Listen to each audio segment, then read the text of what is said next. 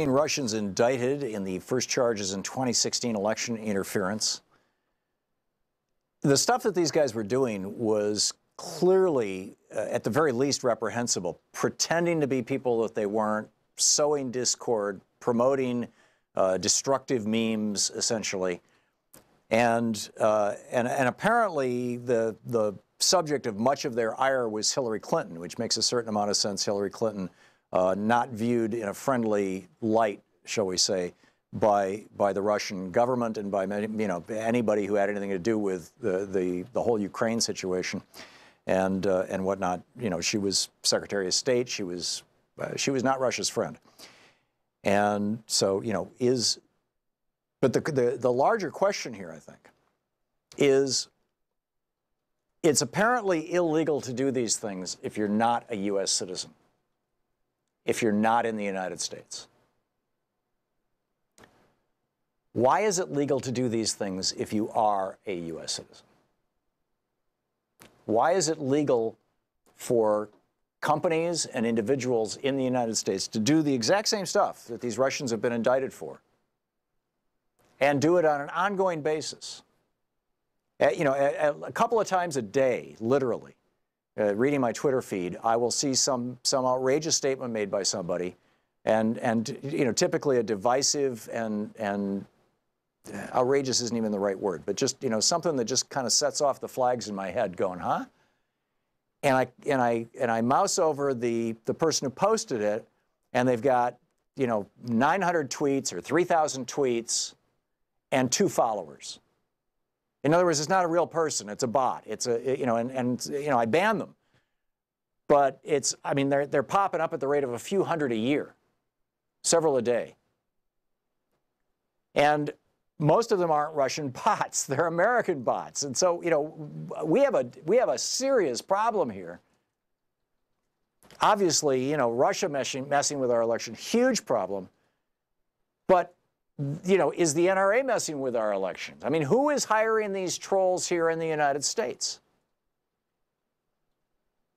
Or have we by having billionaire-controlled media, Rupert Murdoch and Fox so-called News and the billionaires who own the radio stations that all the right-wing hate radio is being pumped out on every single day, have they created such a toxic environment in America that just like the school shooters are picking up guns on their own and going in and killing people, that you've got, people running bots or deciding that they're going to become internet trolls on their own because they've been so jacked emotionally and whatnot by, listening to Limbaugh or Hannity or whatever it may be.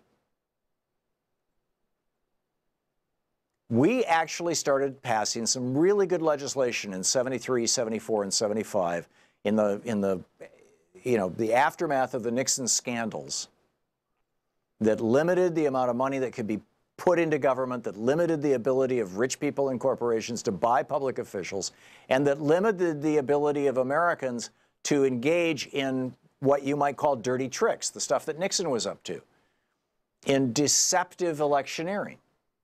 And the U.S. Supreme Court struck it all down in 1976 in a 5-4 decision in Buckley versus Vallejo. The U.S. Supreme Court said no.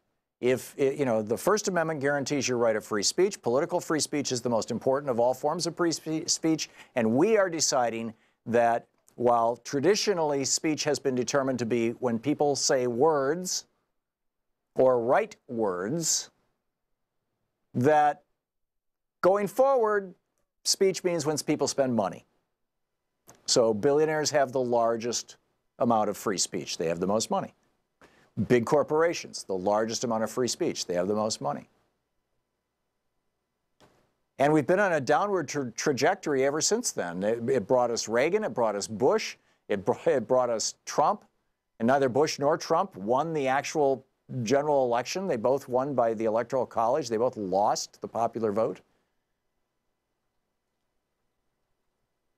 Massive gerrymandering.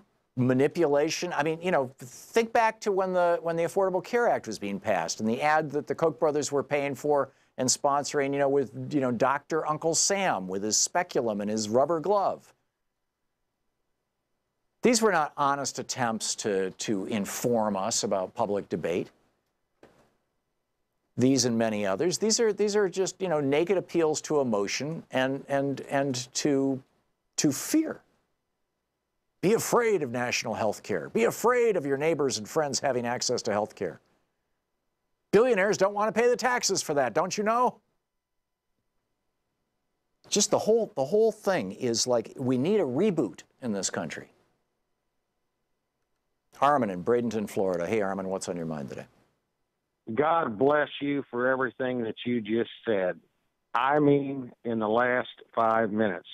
Plus, don't ever lose the tape where you took that corporate troll on for Social Security. You devoured him intellectually. You bounced him in a little wad of dump about an inch in diameter, and he went off and hid, and I never heard him for years after that. You still remember that tape? I don't, but I do that regularly. You wanted to privatize it and all this, and yeah. It's the. I told your board operator, I says, don't ever lose that debate Tom had with that Ayn Rand phony. Yeah. On Social Security. So Armin, what did you call about today? It says guns and politicians here. Well, if I may say a few things first. Okay. I didn't know this, but I think it's credible that now, don't misinterpret what I'm saying. If this is all facts, it's facts. Okay, but the, quote, liberals that run Hollywood are the biggest supporters of the IDF, Israeli Defense Forces, that murders and maims innocent Palestinian children and men and women with the U.S. weapons and foreign aid. I'm totally against that. And if that's the truth, then I think that the blame for this hate, it's not just the right. I agree with what you're saying about the right and the AM radio and their power that they have to very narrowly brainwash the people and get them really emotional and prone to jump emotionally and make stupid decisions with guns and other things as far as our culture goes. Yes, there's some truth there, but I also think that Hollywood, with all the hate, all the desensitization of hate, murder, violent video games and everything, I think that they do it. Now, listen, you can think I'm paranoid or whatever. No, I think that you're echoing, you know, right-wing anti-Semitic, all those Jews in Hollywood stuff, and I'm not having it, Armin. Thanks for the call, Jason in San Diego. Hey, Jason, what's up? Hey, Tom. You know, I think that it's about time we start calling the GOP and the NRA what they are, and they're accomplices in these shootings. They're making it possible for these shootings to happen. They aid and abet these crimes. And so I have an idea for a political commercial here. I think we should have President Trump and Paul Ryan standing out in front of the gates of a school. As the students stream in, they hand an assault rifle to the shooter. Ryan will tell the shooter, your rights shall not be infringed. And Trump will tell him, do it. Both will pat him on the rear to go into the school, and then we'll just scroll the names of all the people that have died over the years, you know, at the hands of, you know, these crazy people that are armed with military-grade weapons, weapons that our founding fathers could have never envisioned. I mean, there's no way in the world that the founders could have envisioned an AR-15. Yep. I mean, I think you were speaking to that earlier. When or even a Sig Sauer. I mean, even a handgun.